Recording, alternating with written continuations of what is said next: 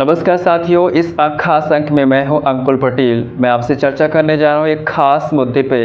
आजकल international media और भारतीय मीडिया पे भारत पाक के बीच जो सीज फायर हुआ है उसकी खूब जोर से चर्चा की जा रही है।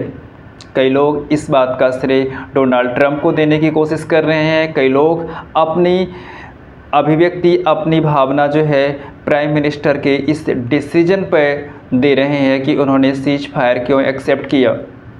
लोगों की अपनी अपनी राय हो सकती है, वो अपने अपने विचार व्यक्त करने के लिए पूरी तरह से स्वतंत्र हैं और सबको अपना विचार देना भी चाहिए।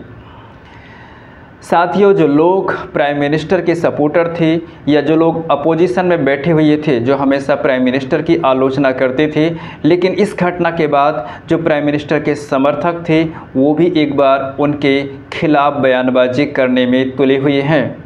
साथियों, ये जग जाहिर है कि प्राइम मिनिस्टर नरेंद्र मोदी जो डिसीजन लेते हैं वो देश के हित में लेते हैं। वो किसी व्यक्ति, किसी सरकार या किसी देश के दबाव में आकर के नहीं लेते हैं। वो ऐसे नेता हैं जो ज़मीन से जुड़े हुए हैं और हमेशा देश हित में ही फैसले लेते हैं। एक दिलचस्प बात क्या ये भी है कि अब तक उन्होंने देश हित में जो फैसले लिए हैं उनके दूरगामी परिणाम हम सबके सामने आए हैं।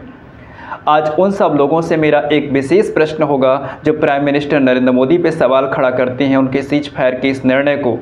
हालांकि प्राइम मिनिस्टर ने अपने प्रेस कॉन्फ्रेंस में इस बात का विशेष उल्लेख किया है कि ऑपरेशन सिंदूर बंद नहीं हुआ है, यह स्थगित हुआ है और भारत ने सीज फायर अपने निर्णय पे किया है, अपनी शर्तों पे किया है, किसी तीसरे देश के मौजूदगी या उसके हस्तक्षेप पे नहीं किया हुआ है। साथियों, हमें अपने देश के प्राइम मिनिस्टर और अपने देश की सेना पर यकीन करना चाहिए, ना कि किसी ऐसे अराजक व्यक्ति के बयान पे।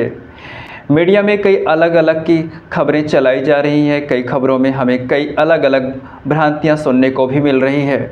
लेकिन मेरा एक सबसे और एक गंभीर प्रश्न है देश के युवाओं के सामने कि आज हम जब सवाल उठा रहे हैं अपने प्राइम मिनिस्टर नरेंद्र मोदी पर, हम उनसे सवाल कर रहे हैं कि उन्होंने सीज फायर क्यों किया, तो हमें एक सवाल अपने अंदर से भी करना चाहिए। कुछ लोगों का मंतव्य तो ऐसा है कि प्राइम मिनिस्टर नरेंद्र मोदी कमज़ोर पड़ गए हैं। साथियों, नरेंद्र मोदी जो हैं उस मिट्टी के नहीं बने हैं जो कमज़ोर पड़ सकते हैं। वो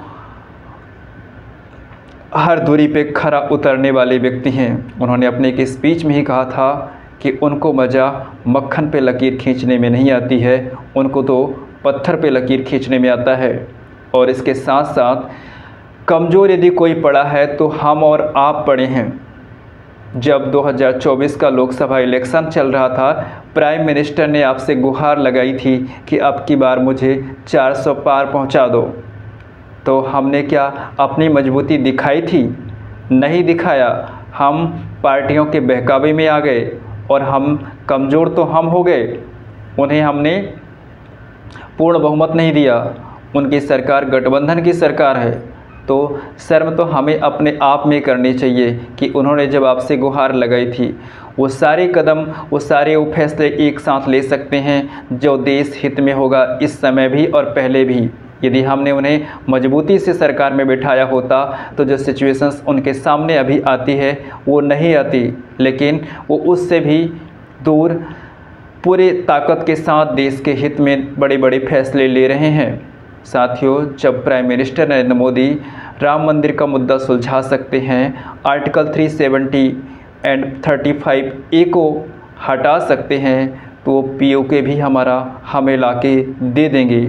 लेकिन देश की जनता को, देश के युवाओं को आज समझने की आवश्यकता है कि जब लोकसभा का इलेक्शन हो रहा था तो गद्दारी किसने की थी देश से? देश से गद्दारी हम आप जैसे लोगों ने की थी। हम अपनी जातियों में आपस में बटे थे, हम आपस के मुद्दों में उलझे थे, हमें देश का मुद्दा भूल गया था। हमें वो भूल गया था कि देश के लिए जिस नेता ने ऑपरेशन सर्जिकल स्ट्राइक, बालाकोट जैसे निर्णय अपने दम पर किए थे, उस नेता का साथ देना था।